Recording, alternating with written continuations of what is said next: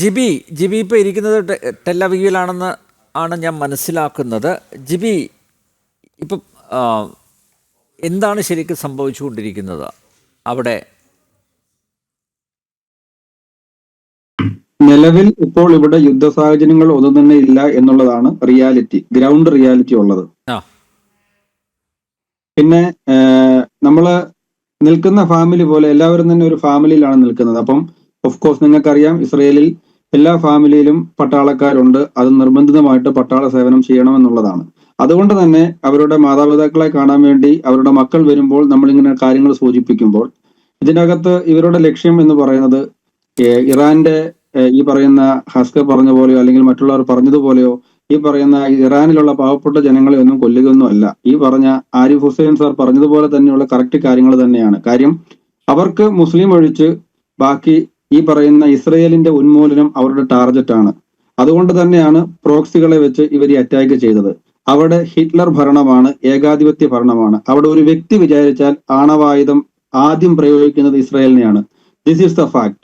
എന്തുകൊണ്ടാണ് ഇസ്രയേൽ ഇറാനെ ഇത്രയേറെ അറ്റാക്ക് ചെയ്യുന്നതെന്ന് ചോദിച്ചാൽ, ഇറാന് ഒരു അവസരം കിട്ടിയാൽ അല്ലെങ്കിൽ ഇറാന്റെ ഭരണാധികാരിക്ക് ഒറ്റയാൾ തീരുമാനം എടുക്കപ്പെടാൻ സാധ്യതയുള്ളൂ എന്ന ഫ്യൂച്ചർ മനസ്സിലാക്കിക്കൊണ്ട് ബെഞ്ചമിൻ നെതന്യാഹുവിന്റെ വാക്കുകൾ പറഞ്ഞാൽ ഇസ്രയേലിന് മാത്രമല്ല ലോകത്തിന് മുഴുവൻ ഭീഷണിയായിക്കൊണ്ടിരിക്കുന്ന ഈ ഒരു യുറേനിയം പ്രോഡക്റ്റുകളെ അല്ലെങ്കിൽ ആണവായുധത്തെ ഉന്മൂലനം ചെയ്തുകൊണ്ട് അടുത്തൊരു 50 വർഷത്തേക്ക് ലോകത്തിന് സമാധാനം നൽകുക എന്നൊരു ടാർഗറ്റാണ്. അല്ലാതെ ഈ പറയുന്ന ഇസ്രയേൽ ചുമ്മാ ഇരുന്ന ഹിസ്ബുള്ളിയോ ഹൂതികളെയോ അല്ലെങ്കിൽ വെറുതെ ഇരുന്ന ഇറാനെയോ പോയി അങ്ങോട്ട് കയറി ഒന്നും ചെയ്തതല്ല.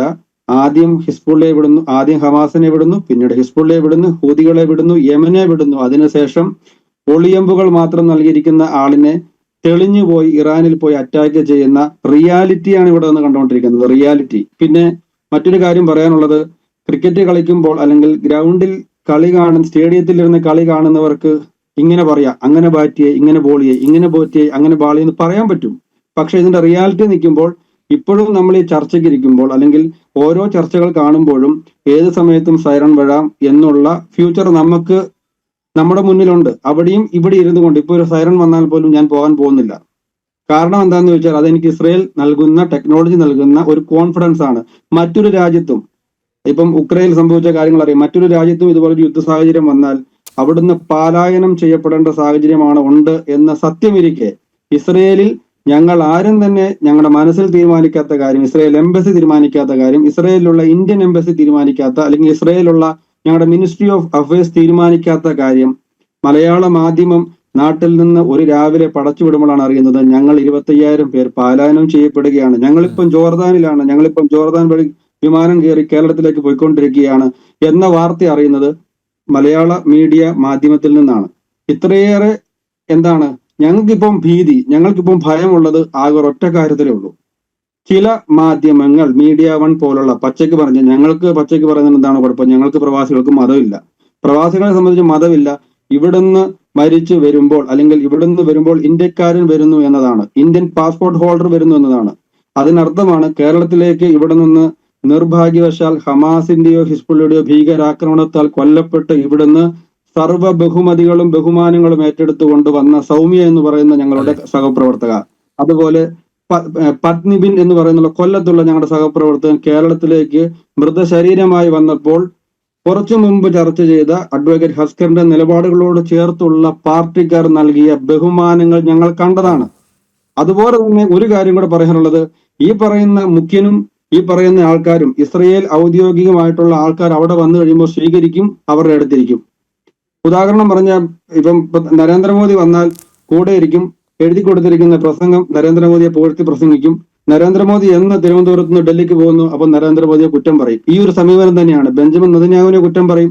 ഇവിടുത്തെ വികസനങ്ങൾ അല്ലെങ്കിൽ ഇവിടുത്തെ ടെക്നോളജികൾ ആവശ്യമാണ്, ഇവിടുത്തെ എല്ലാ കാര്യങ്ങളും ആവശ്യമാണ്. സോ ഗ്രൗണ്ട് റിയാലിറ്റി ഇസ്രായേൽ മലയാളികളും സ്വദേശികളും സ്വദേശികൾക്കും വിദേശികൾക്കും ഒരേപോലെ തുല്യ അവകാശവും പരിഗണന നൽകുന്ന ഡോക്ടർ ആരിഫ് ഹുസൈൻ എന്ന് വ്യക്തമായിട്ട് അറിയാം. ഇസ്രായേൽ വിസിറ്റ് ചെയ്ത ഒരാളാണ്. ഇവിടുത്തെ ടെക്നോളജിയെ കുറിച്ചും യൂണിവേഴ്സിറ്റികളെ കുറിച്ചും ലോകത്തിന് ഇസ്രായേൽ നൽകാൻ പോകുന്ന സംഭാവനകളെ കുറിച്ചും ഒക്കെയുള്ള ഒരു രൂപരേഖകൾ തന്നെ ഡോക്ടർ ആരിഫ് ഹുസൈന്റെ കയ്യിലുണ്ട്. അത് റിയാലിറ്റി മനസ്സിലാക്കിയ ആളാണ്. അതുകൊണ്ട് തന്നെ ആ ഒരു റിയാലിറ്റി നിന്നുകൊണ്ട് ഞങ്ങൾ പറയുകയാണ്, ഈ യുദ്ധം 1, 2, 3 ദിവസം കൊണ്ട് അവസാനിക്കും. ഞങ്ങൾക്ക് ആകെയുള്ളൊരു സങ്കടം, ഇവിടെ നിന്ന് വെക്കേഷൻ ആഗ്രഹിച്ചു പോയിട്ടുള്ള കുറച്ച് മലയാളി സുഹൃത്തുക്കൾക്ക് തിരിച്ച് ഈ പറയുന്ന എയർപോർട്ട് അടച്ചിട്ടിരിക്കുന്നത് കൊണ്ട് വരാൻ സാധിക്കുന്നില്ല. അവരുടെ റീ എൻട്രി കാര്യങ്ങൾ, അവർക്ക് ഇൻഷുറൻസ് കാര്യങ്ങൾ, അങ്ങനെയുള്ള കാര്യങ്ങളാണ് ഞങ്ങൾ ഇവിടെ മലയാളികൾ ചർച്ച ചെയ്യുന്നത്. കാരണം അത് ഫാമിലികളുമായിട്ടും ഏജൻസികളുമായിട്ടും സംസാരിച്ച് അവരുടെ റീ എൻട്രി ഇവിടെ നിന്നുകൊണ്ട് തന്നെ നീട്ടിക്കിട്ടാനുള്ള സാഹചര്യമോ അല്ലെങ്കിൽ എയർപോർട്ട് സംവിധാനത്തിൽ ഈ പറയുന്ന എയർപോർട്ട് തുറക്കണം എന്നുള്ള വലിയൊരു പ്രാർത്ഥന, ഇങ്ങനെയുള്ള ചെറിയ ചെറിയ കാര്യങ്ങൾ മാത്രമേ ഞങ്ങളുടെ ഉള്ളിലുള്ളൂ. Otherwise we all are safe. GB, നിങ്ങൾ താമസിക്കുന്ന സ്ഥലത്ത് ഇറാനിയൻസ് ഉണ്ടോ? നിലവിൽ കണ്ടിട്ടില്ല. ഇല്ല. അല്ല, പൊതുവേ ഈ ഇസ്രയേലിലുള്ള ഇറാനിയൻസിനോട് എങ്ങനെയാണ് സമീപനം?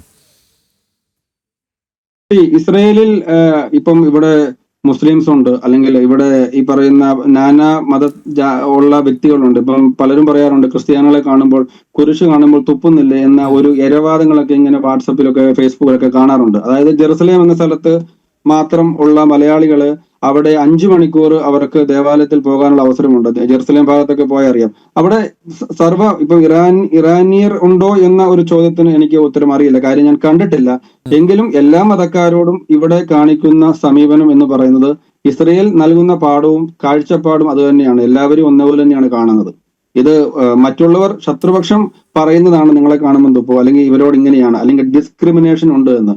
ബട്ട് നെവർ, ഇവിടെ ഒരു ഡിസ്ക്രിമിനേഷൻ ഞങ്ങൾ കണ്ടിട്ടില്ല.